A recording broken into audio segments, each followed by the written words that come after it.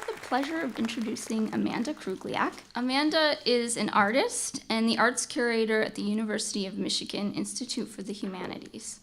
As an artist, she has performed at venues including Lynx Hall in Chicago, the San Francisco Fringe Festival, the Detroit Institute of the Arts, and NYU's Performance Festival. As a curator, she has worked with artists such as Mark Dion, Mary Mattingly, Charles Atlas, Tracy Snelling, and Scott Hawking.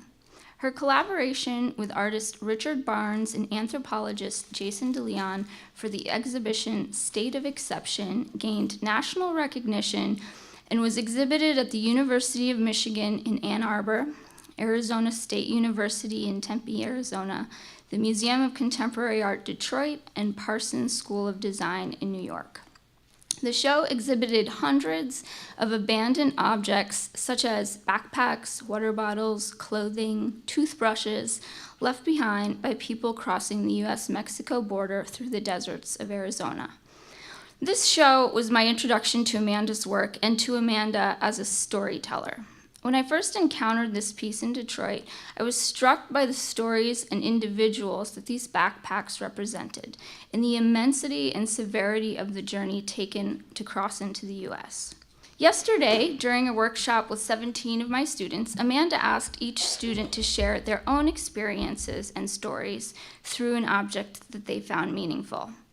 Each story and object held something special about the person, and Amanda took the time to recognize it and celebrate it.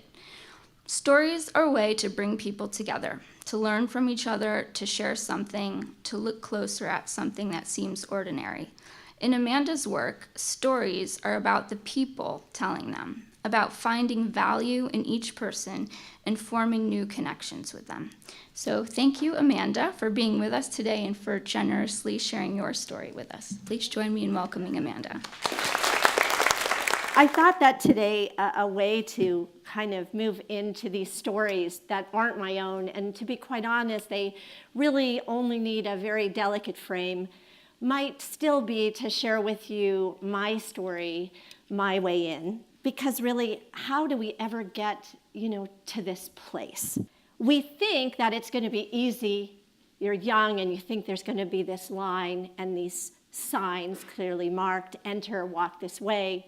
It's like one of those rides on the amusement park or at the zoo, Monkeyville, Lion Country, Gorilla Hotel, and if you're strapped in safely, you're going to get where you want to go. But art and life and love are not a line. They are a circle. It is the beginning and the ends of things, the things undone. And we run into ourselves coming and going. And it really is about that thread that runs through it all, that you might not even realize yet, what drives you, what carries you, what turns you on. It's a fragment, a color, a swatch, not what we come to know and understand, but what we cannot possibly know yet, what we long for and yearn for. And the only way really to reach that is getting out of yourself and thinking about those around you and how you connect to other people, what that next step is. These are the stories that guide us, a song, a poem, a question. And there is a generosity in that reach towards another human, that compassion. So I grew up in a small town in Ohio. It's best known for a building shaped like a football and the grave of William McKinley, who was not the greatest president.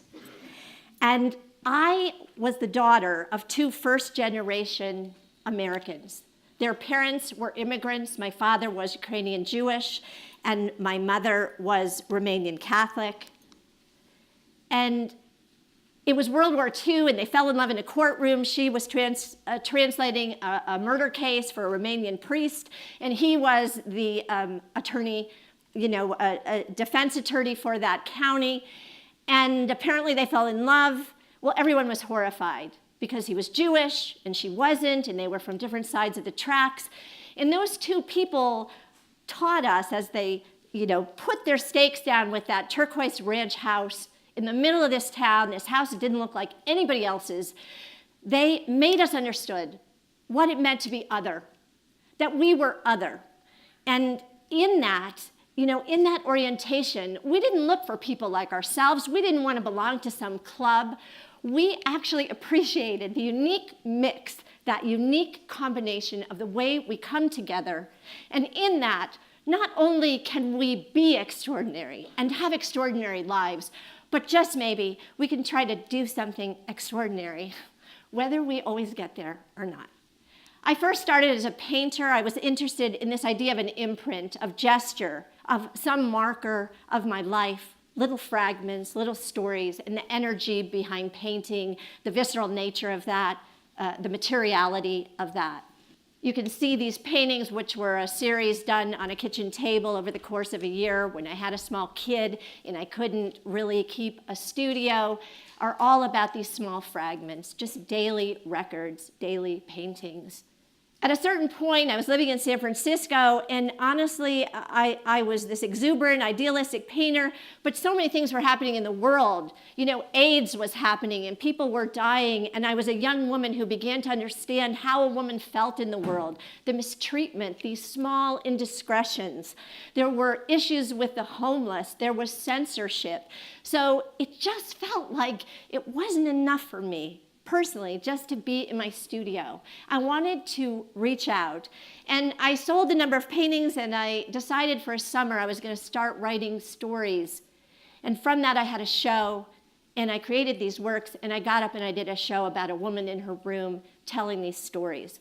And the whole point of that was to reveal something you otherwise might not know or talk about, that vulnerability, the momentum of that. What was the momentum of my life, the anxiety of that experience? How might that reach out to another person, make them feel better, make them feel it was okay to stand up? Even then, I was thinking about baggage, what we carry, what we leave behind. I had moved. I would move 10 more times in my life across the country, married, divorced, children, one apartment to another. So that idea of transition, of moving, of looking for something better, that really resonated for me. And also being somewhat disfranchised. This idea of a momentum, the frenetic nature of being a human. And also, this was a really important moment for me because I felt like this work had a place in the progression of art, in art that had been important to me, about gesture,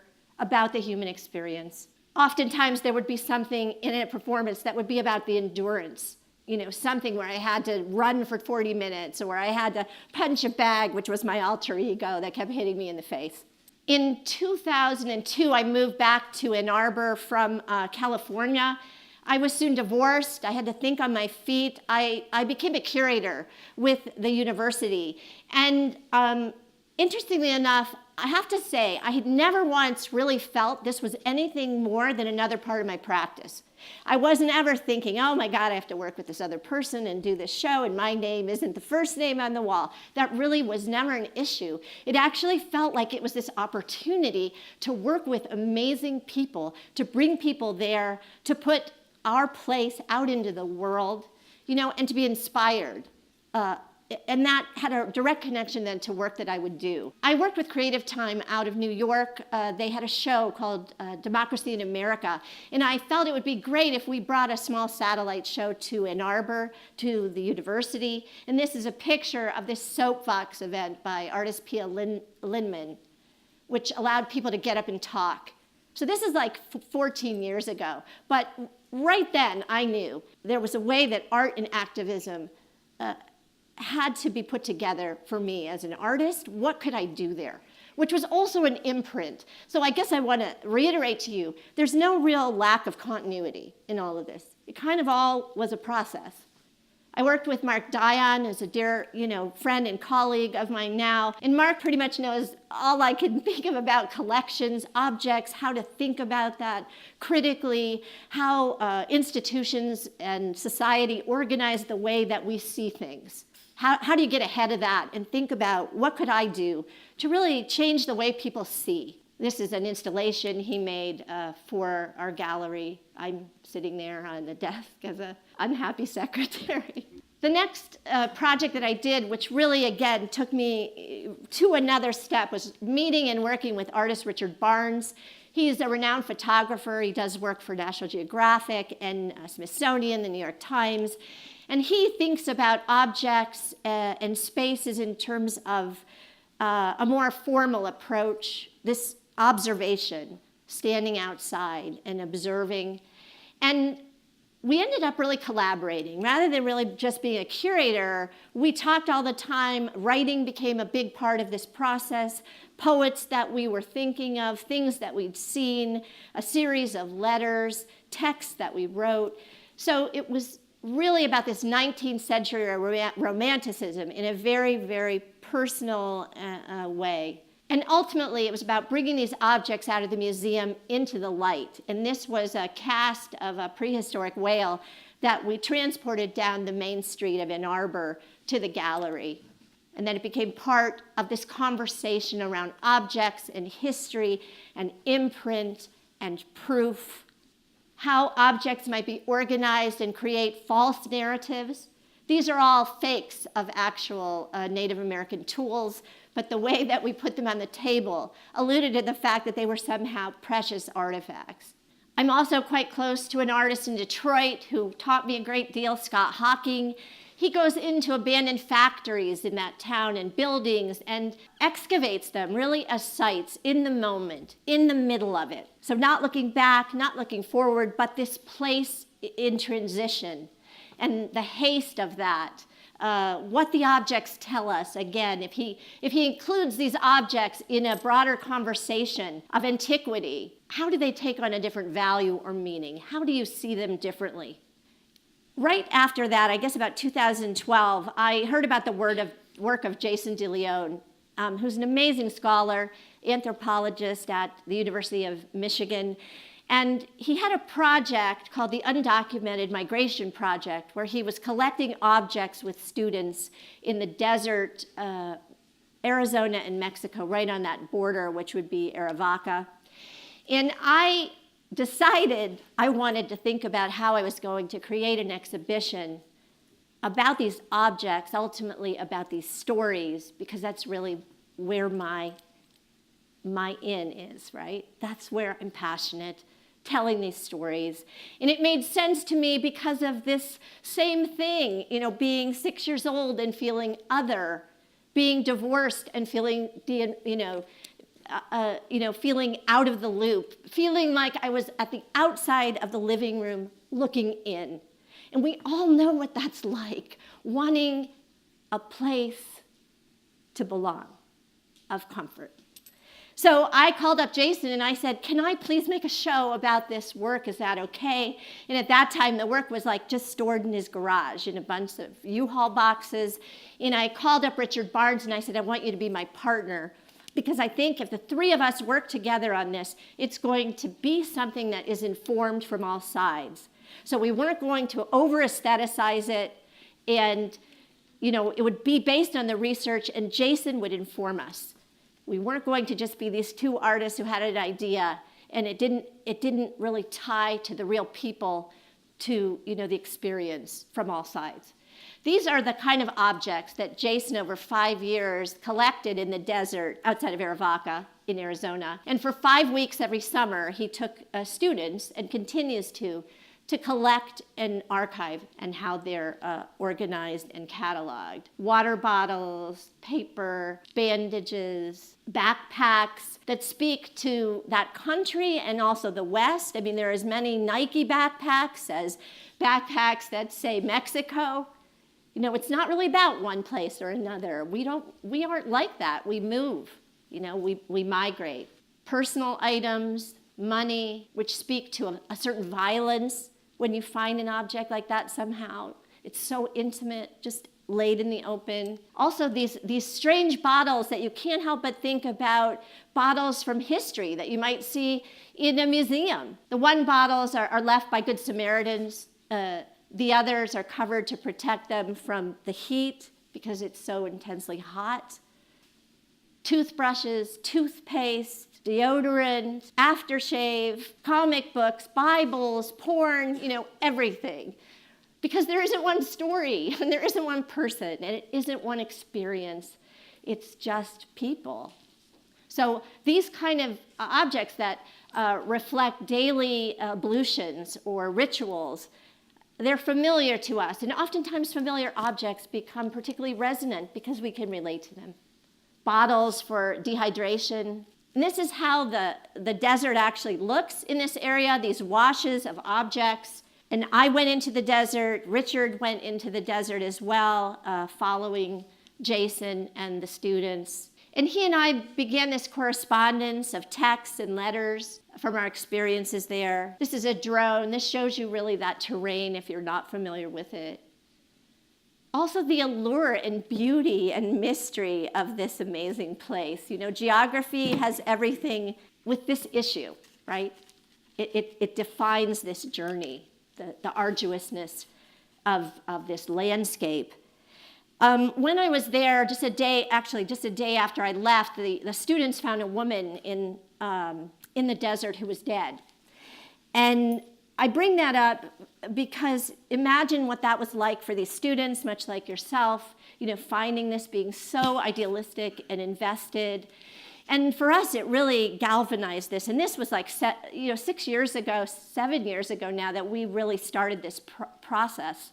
And we're unfamiliar with this material or these issues as intimately as we became. And I came back and I wrote to Richard at the time. These students sat with her for hours. I couldn't help but, it affected me so profoundly too, as a woman alone. Who was she? What brought her to this place, this end? Was she seeking what we all seek, something better on the other side of things? In this place, this strange stage of limbo, her life erased without ritual, even in death. So I think that was it, that even regardless of politics, we were talking about human beings and people and the honor and rituals that we usually give attention to honor one's experiences or lives. So that was, a really profound moment in this process and really early on. This is an example of a wash that you would find. This is a photograph Richard took that showed up in the Times also. Backpacks that almost immediately are disintegrating from the extreme heat and the conditions. This is what is called a makeshift or lean-to, and it seems really uninviting, but it's oftentimes where people might, sleep. There you see some more of these objects. And I guess I'm just showing you this kind of a run-through so you can get a sense of what these all are in their natural environment, traces of this. What do they tell us? What can they possibly, not tell us? What don't we know? These are notebooks that were left. And by this point, they're back in the lab. Again, those bottles are so interesting. Child's abacus, so odd really to think of that. And then I couldn't help but think of things from Pompeii or, the great rain of the world and how all this really is just another human story, how that all plays from past to present to future. It's just hard to see it because time has everything to do with the way we think about a story and what we care about. And, we don't have enough time to reflect, so it's hard to see when you're in the middle of it. This is what this all looked like when we first did our first exhibition, which took place in Ann Arbor, Michigan. These are the boxes from Jason's garage. And that's interesting, too. Like, why is this in a U-Haul box and something else might be hermetically sealed in a drawer? It's a question. I don't know if I have an answer, but it's a question that leads to another question. This is the original installation of this work, and it was in a 20 by 20 room, and you really had to engage with the materiality with these backpacks. It was like a sanctuary. It was lovely, but, quite intimate. And at this point, which would have been 2012, these hadn't been seen. You hadn't seen them in press or pictures. It was, again, like bringing something out into the light, just like the artifacts of the prehistoric whale, just like a personal story hidden in a box. It was very important to me, the aesthetics of this as a painter. I thought of it as a painting in the way that we put it together. This gives you a close-up on what these backpacks had to say. At this point there was no audio. Later on we included stories that ran in the gallery, but you don't really know who the people are. It's resilient, it's exuberant, it's ominous, it's uncertain, it's uncomfortable not to really have a sense of what it's telling you, and yet you definitely respond to this material as the absence of the person, as the connection to the person. We decided that the entryway into the exhibition would be a video in 3 parts of the floor as you would be walking over it to set people off balance. It really was jarring, and it forced you to think you were in a different space. So that was very intentional. By the way, all of this is done, Jason is like our person that we consult with regularly, and Richard and I are thinking about the visual representations and exhibition itself. We included all of the students, that's Jason in the upper left, different students that were part of that initial crew, because we felt at this point the research was a frame. The first time we did it, we felt that was an important piece. Here you begin to see these objects arranged differently. What if you put them in a vitrine? How do they look now as opposed to in the desert? This gives you sort of a little bit better view of the space itself, walking in from this small door, turning the corner, representation of landscape. That object in the right, I always found fascinating, and we tried different ways of incorporating that as to whether it looked like a Civil War flag. It just had a way of being, a gesture that tied it into many things. It's actually a sweatshirt on a stick that was found just like that in the desert. So after this show, we had dozens of classes. People came to this, even though we were in the mitten. It made a little impression. It felt like people noticed. And that summer, the New York Times wanted to run this as a centerfold of the New York Times Magazine, which is this installation that we created. And every time we do the piece, you should know Richard and I make it. We don't pass it off. No one else is creating this installation. And it's also before backpacks were used, with the exception of Weiwei. Now backpacks are so much a part of our visual culture for other causes. But at that time, that wasn't the case. It was still relatively new as an image to use to connect to people and represent a human experience. Anyway, this was the image, and the New York Times wanted to run it, and we were so excited, and then they said, okay, but the other thing is, we don't want to tell anybody that you designed it. We're going to run it just on its own because we don't want to include any conversation about aesthetics. And I bring that up just as artists because, it was hard to hear that at the time. And all I could think about was my dad back in that town in Ohio in his bathrobe looking at the New York Times and seeing me somehow connected with the project. And I decided, and Richard and Jason, that it was so important we get this image out. That was really what mattered. And that, too, was a turning point in terms of how I thought about the work and what matters about this work. So it ran in the New York Times, and they did an online article also about our work collaboratively, and it reached so many people. It was an amazing moment. So this would have been 2013.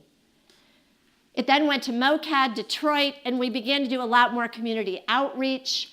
By the way, we always had panels of people, Good Samaritans, Dream 9 students, people who'd taken the journey. Even Border Patrol were brought in terms of their opinions and outlooks. So that perspective, 360 degrees, was really, really important. Each time getting closer to the actual people and away from the objects, which is ultimately what happened for us.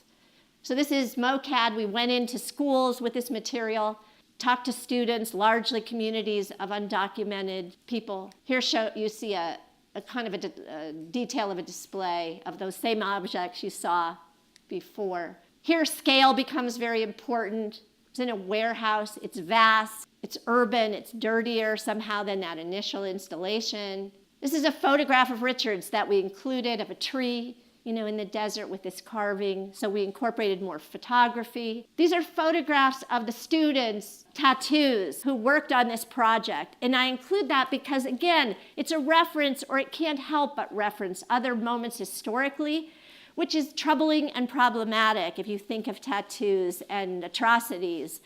And yet I think significant and necessary, so that we don't begin to think that one atrocity is somehow better than another, that one inhumanity somehow weighs heavily and another one doesn't. That all of these things are about humanity and morality and how we treat each other. This is at Site Lab, which was an art installation in Grand Rapids. This was an abandoned auto garage in a neighborhood largely Hispanic that had suffered foreclosures. So here it really is a public art piece. Here it really does something else. This is the installation in that raw space. And now 10,000, 100,000 people are coming to see this. And we are directly impacting the community that it serves. And we had meetings where people shared their stories and felt honored by these objects. And that's really ultimately what the work meant. We then went to New York to Parsons. And right before we were invited to Parsons, this is before the election, we're thinking, I don't know, it seems like things are going pretty well. What are we going to, is this a good thing? Do you think it doesn't matter in the way that it's mattered? Okay, and we signed to do this show at Parsons, and then of course we have the election, and suddenly things have changed dramatically. And we're in New York the day of the Muslim travel ban, the first ban, and it was painful the whole time. We all threw ourselves into this project, and this is the opening night of Parsons. This is the same exhibit that was in that tiny room. And I tell you that because you cannot ever know where you start and where you end, and what one small thing, how that unfurls, and then the impression that makes.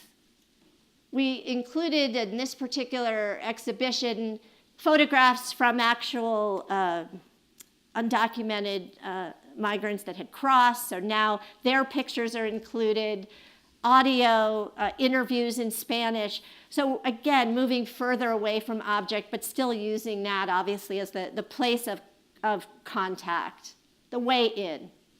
Here these objects take another take. This for me was the most gratifying, I have to say. There's the object that you saw early on of this strange flag.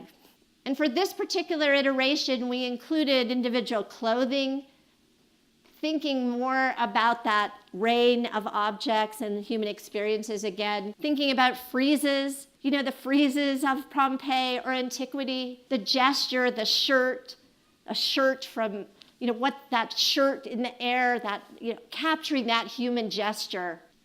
These are objects from the coroner's office found on those who were unidentified.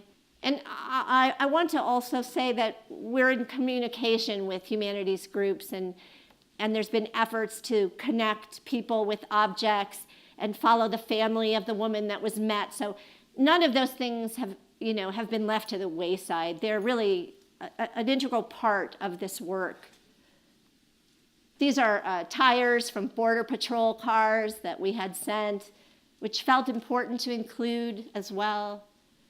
There are those bottles you first saw, and these strange landscapes and the impression that they made on us all of those, months and months before. So the arc of this project is really, about a 5-year project, 5 years that we worked on it and changed it each time and revised it.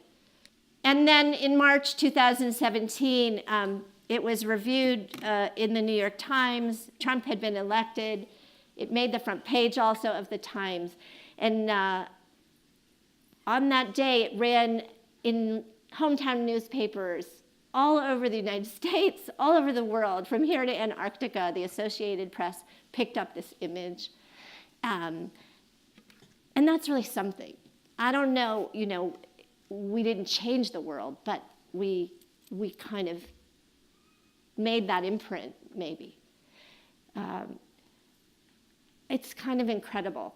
And that speaks too to the way that images are now out in the world, or the opportunity for them to be, for better or for worse.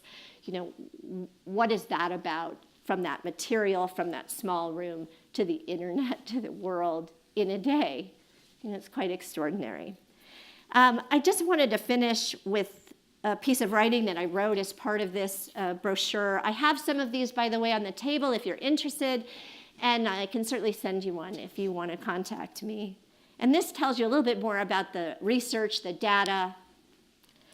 There isn't a line, no crossing, no checkpoint, no cop, no running fence between us, no floodlight, no God. Just a place for the asking, a small space, an exception, a lean-to, makeshift, a shelter, a wash. Thank you.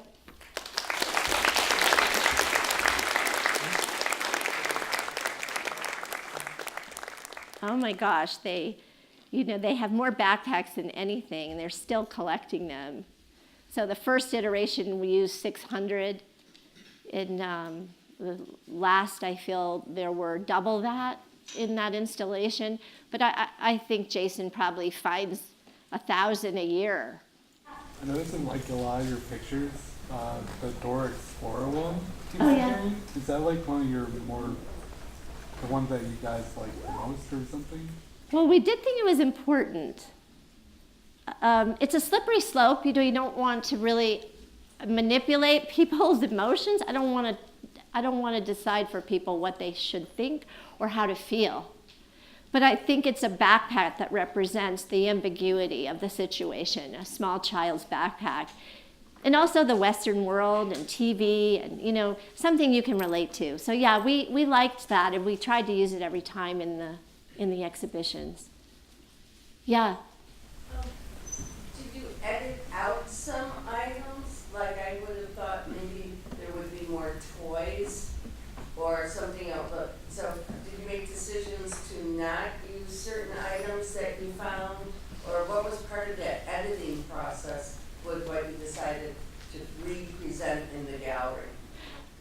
I think we, sort of connected to this question, we really didn't want to choreograph it so overtly, so we wouldn't use things like a doll baby or a rosary or some, maybe we did, but very subtly. Like we didn't want to be too heavy-handed in the way we presented the material so that we pulled on heartstrings, but we did want to show the range of objects. So there was a baby bottle in it, I think, and a piece of embroidery, or you don't see it in the slides, but there was a pretty wide range from beer cans left by the Border Patrol to drug booties to the child's abacus to intimate objects.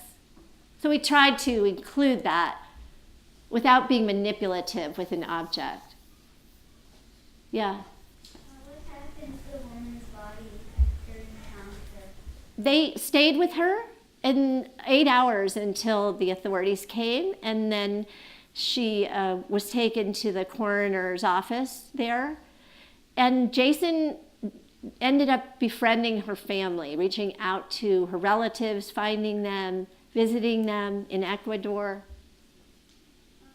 Yeah, so it was, and knowing her children.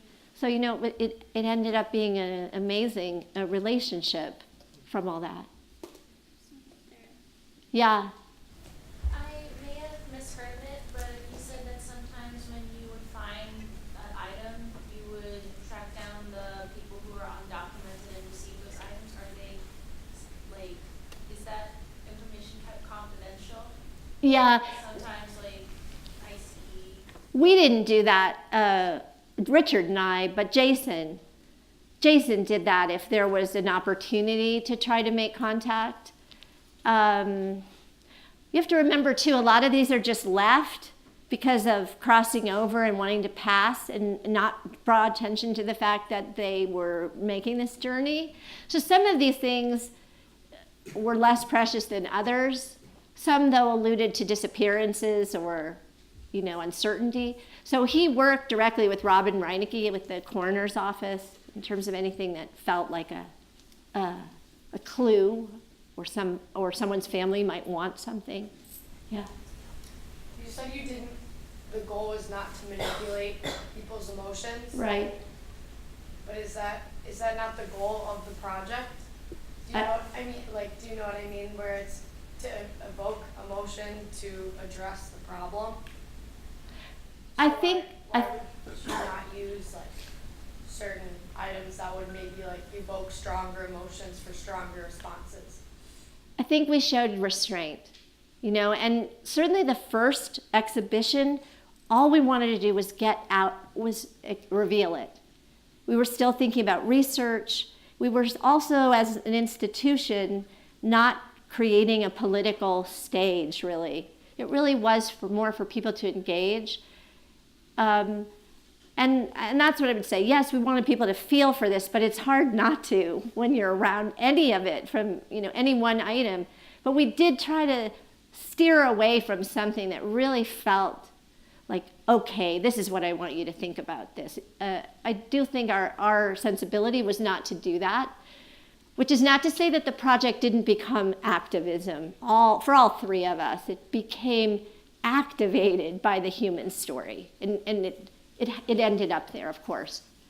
One of those pictures really was very sad for me. It brought me back to a time when I was walking through Auschwitz. Yes. And I remember that I looked at the ovens and the fence and I was sad. But when I walked through the part where they had a glass, and behind the glass were shoes and glasses yes. and teeth, and you just stood there thinking about stories. Whose shoes, who lived there, whose teeth were those? And that brought me back to that. And it's very true that there's a person that wore every backpack.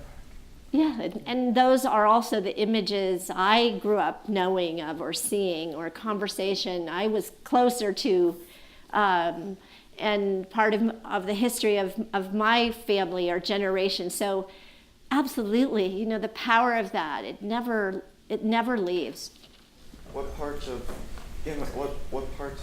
all the immigration has stuck? Why do you focus? I'm curious as to why you focus a lot of your storytelling and a lot of your art history on immigration. I think because I relate to those stories. I relate to that struggle and that yearning, and because I come from the background I do, feeling disenfranchised, feeling other in a small town, So I think that it's embedded in me as a storyteller and a person, that I care about other people's stories and experiences in that way. Just to add to her point, taking away the young lady, taking away the objects, right, from what is actually there, isn't that also a point where you also manipulate the story? Because I'm just adding to what she's It's okay. So if you're not showing the full story, Right. what is the true story that you're trying to portray? Because to take away something and not showcasing that, Yes. also to me also manipulates. I understand.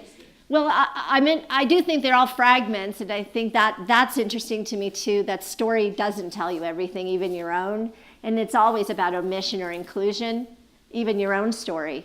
So to a certain extent, a story is not completely transparent or available. A story is what you tell, and then what people take from it, and they create their own story. In this instance, these objects, we did try to be pretty democratic about showing a broad range of objects. These are not people that could also tell their own story or this story, and all we had to go on was their response, that community who felt really honored by the way it had been handled, that it wasn't overtly aestheticized, that it was fairly democratic and put out to you in a way for you to respond. So that was reassuring. But it's an issue. It's a question. I still am uncertain. I can't give you a right or wrong about it, except to tell you I know how we move through it.